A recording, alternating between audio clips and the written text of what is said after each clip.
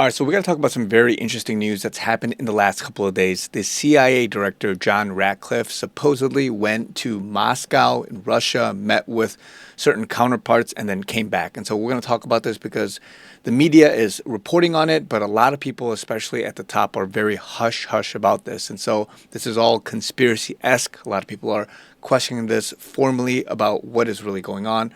We're going to break it down, so let's get into it. All right, so I want to start with flight radar data. So this is coming from Flight Radar 24, where it tracks flights. A lot of people do this, but this is a C-17 Globemaster going from Latvia, Riga, all the way to Moscow. At the time of the reporting of this, it was turned off. So you can see when it came back from Moscow to Riga and then subsequently back to the U.S., Camp Springs, it was not showing the flight from Riga to Moscow, but if you click on this, you can see it here. So it did exist. And there are plenty of videos showing this landing in the region. So this is within social media footage landing in Moscow. You can see it also in other videos here at the airport. So this is very much a real thing. People are documenting. There are 4 vehicles that are of Russian origin that are not brought in separately from the U.S. So this has been documented. You can also see a motorcade. This is going through the city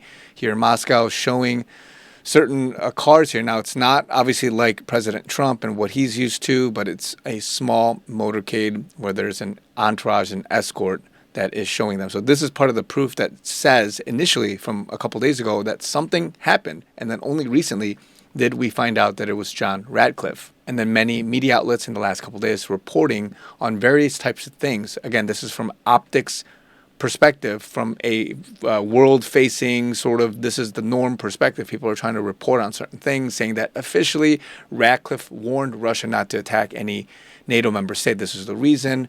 And then that there was other things happening where they were talking with the foreign spy chief, and this was all what was spoon-fed in some sense to sources that then leaked it, quote-unquote, to the media. And this is what is officially being published. And a lot of aircraft enthusiasts that are following this found this, and that was all the video I mentioned. And again, from the world's perspective, a lot of credible outlets discussing this, but officially President Trump and many others not talking about this. So this is what is being fed into the news right now. And now a lot of people are putting together certain things. This was initially from the last couple of days where people are saying, listen, why did he take a C-17 Globemaster? He could have taken just a regular Gulfstream or something in some sense comfortable that can seat people for his entourage, but rather he took an official military aircraft. And this was visible in the sense that, yes, that one leg from Latvia to Moscow was shut off, but everything else was shown. So people could see it. If they really wanted to be secretive, they would have turned everything off and been very, very quiet about everything.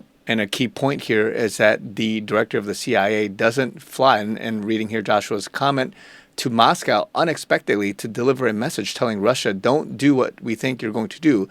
Instead, Putin and Trump have a direct line. If Trump wanted to warn Putin not to do something, he would have just called him. The only reason the CIA director would have gone directly to Moscow is to deliver something so sensitive that it could not be trusted through normal means. This is my opinion. And again, as many news outlets are reporting on it, they have asked for comments, and the Pentagon and the White House initially declined to comment on who was aboard. Now, according to some other sources, like those that are Russian or have sources in Russia, Washington apparently asked Kiev not to target either Moscow or St. Petersburg while Ratcliffe was visiting Russia, meaning from the bombs and other attack perspective. Now, Josh Reed here says CIA Director Ratcliffe returns from a secretive meeting with Russian intelligence officials in Moscow, immediately meets at the White House with Secretary of War Pete Hegseth and Joint Chiefs Chairman General Kane. From what we gather, Putin was briefed shortly after Ratcliffe's departure. That isn't routine at all. That is intelligence being converted into military and presidential decision-making. Whatever Ratcliffe brought home required the war cabinet. That is significant. What intelligence was exchanged between these two countries that was so secretive?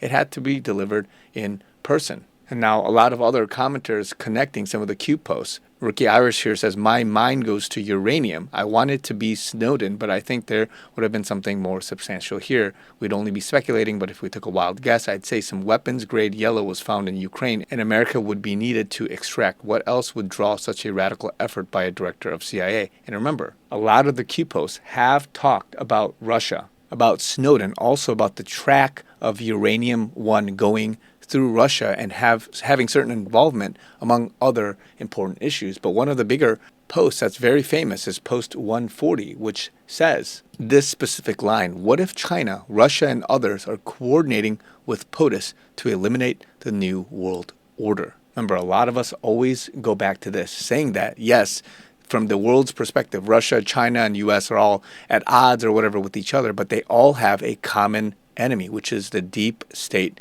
influence, a new world order. They need to get rid of this because it is, although they have ideological differences, many people, certain parties, political parties, all that stuff, forget all that stuff. They have a common enemy right now, which is to remove and get rid of the new world order and the deep state. Because again, individually, for each country, regionally speaking, it is impacting them, and they do not like that. They want to deglobalize. They want to regionalize their control and not meddle in other people's business. And then here, post 778, one part that I want to mention here is, why is POTUS focused on Saudi Arabia, China, Russia? Why? Why is Russia being used against POTUS? Why Russia? What damage can Russia do to Dems? What damage can China do to Dems? Iran, North Korea, why does Hussein travel before, after POTUS foreign trips? Again, I'm not going to read the whole thing here, but basically talking about Russia, China, these guys have something, Saudi Arabia even, have something against the Dems or the deep state, the New World Order. Now, what's also interesting is that the White House published this fact sheet,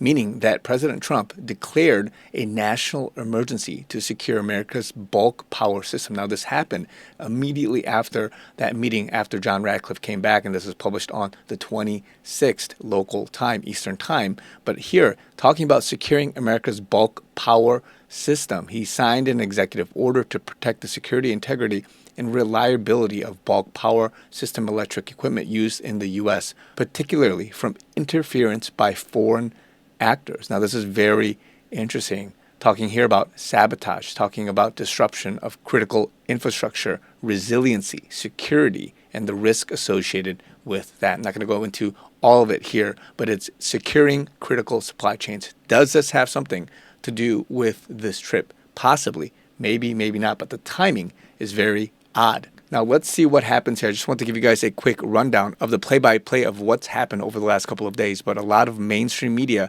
is really running with this and speculating certain things. And they're just going to conclude what they think is from their sources. But again, some of these sources are spoon-feeding what is this basic theater, this theatrical performance that we are seeing on the biggest stage. So don't believe everything that is being shown at you at face value, but look behind it, look deeper behind it. And this is what this channel and many others are doing in connecting the dots, especially around Q and many other posts and what we've learned over the last decade, especially since Trump got in his first term. So more to come, guys. I want to give you guys this update. Let me know what you guys think in the comments down below. Love you guys.